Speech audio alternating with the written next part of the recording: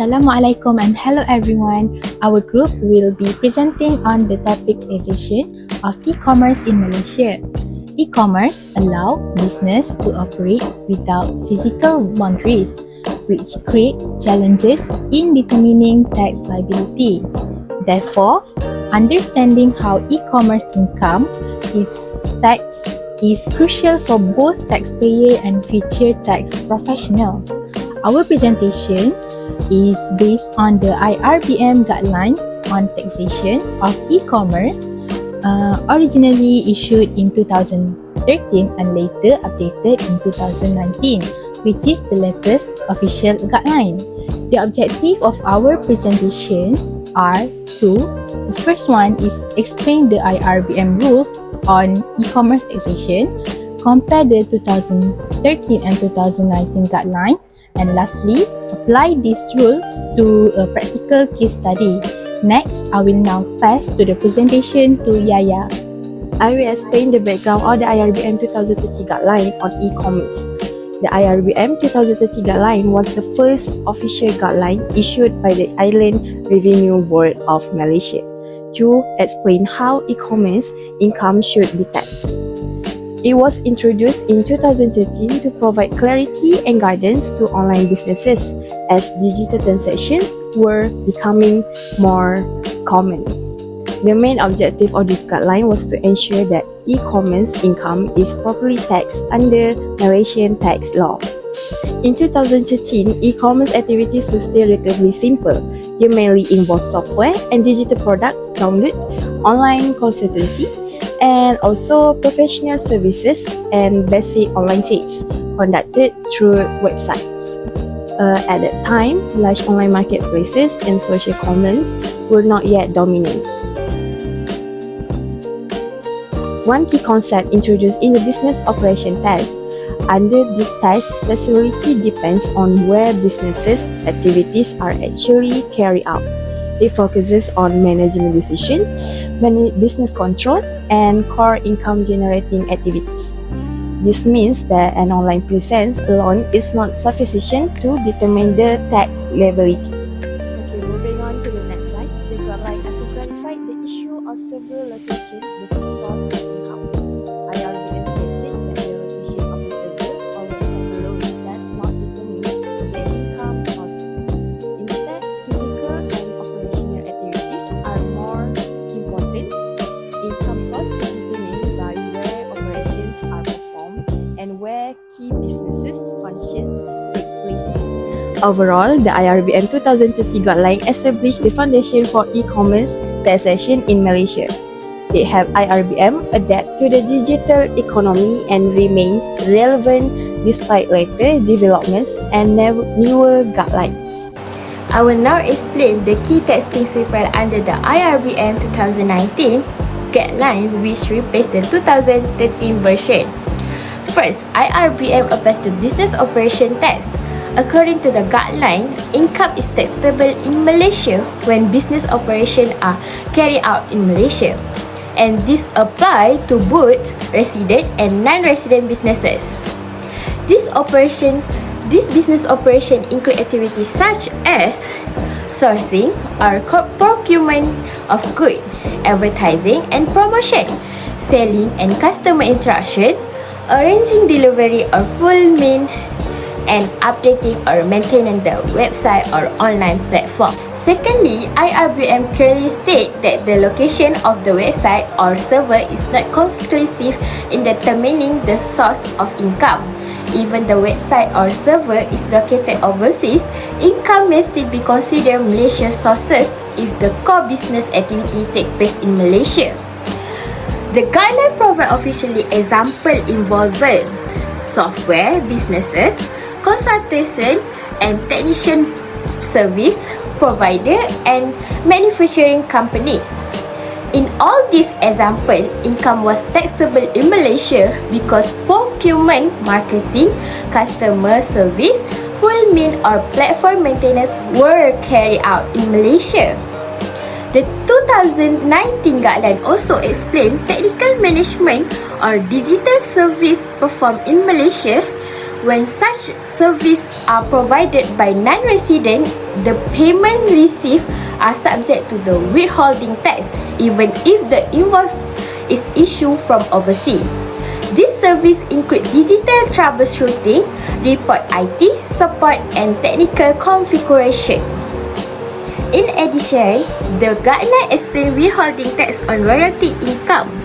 Payment made to the non-resident for the use of software, access to online platform, listening of digital tools or content, and use of intellectual property or specialized information are classified as royalty and are subject to withholding tax when deemed derived from Malaysia.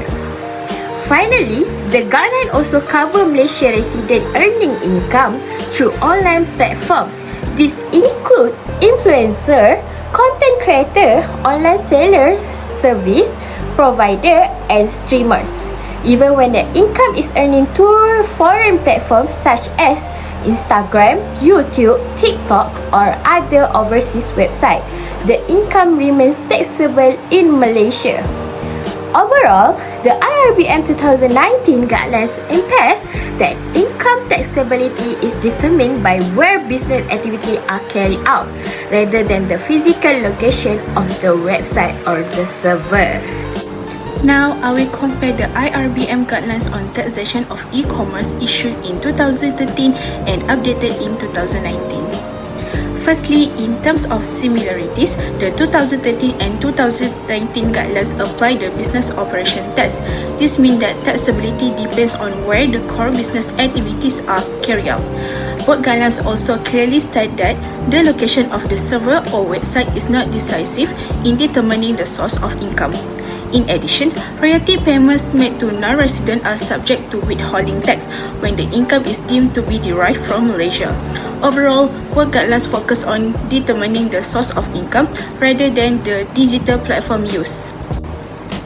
However, there are several key differences between the two guidelines. The IRBM 2013 guideline has a narrower scope and mainly focuses on traditional e-commerce models, such as basic online sales and simple service transactions. In contrast, the IRBM 2019 guideline has a broader and more detailed scope. It covers modern and digital e-commerce models, including digital and cross-border transactions, making it more relevant to today's digital business environment. Reason for updating the guidelines. The 2019 update was necessary because e-commerce has grown very rapidly. Firstly, online marketplaces such as Shopee and Lazada have become very popular, allowing businesses to operate without physical shop. Secondly, more businesses are now involved in cross-border digital transactions, make it harder to determine where income is sourced and taxed. Lastly, digital businesses are more difficult to monitor, which creates higher tax compliance challenges for the tax authority. Therefore, clearer and more detailed guidelines were needed. In conclusion, although the main principles remain the same, the 2019 guidelines improves and updates the 2013 framework. It provides clearer guidance and is more suitable for today's digital economy. Hi, this is Avina.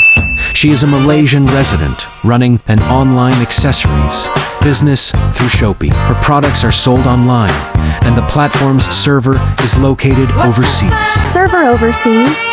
Favina believes that since the server is located overseas, her income may not be taxable in Malaysia. However, under the IRBM 2019 guidelines, taxability is determined based on the business operation tax. Since Avina sources goods, manages order, delivers product, and provides customer service in Malaysia, the income is considered Malaysian source and taxable. If Avina pays a foreign company for digital design software with usage rights, this payment may be classified as royalty and subjected to withholding tax. This case study illustrates how the IRBM guidelines are applied in real e-commerce activities, even when digital platforms are hosted overseas. In conclusion, e-commerce taxation in Malaysia is guided by the IRBM guidelines, with the 2019 version being the current reference, while the business operation test remains the key principle in determining taxability.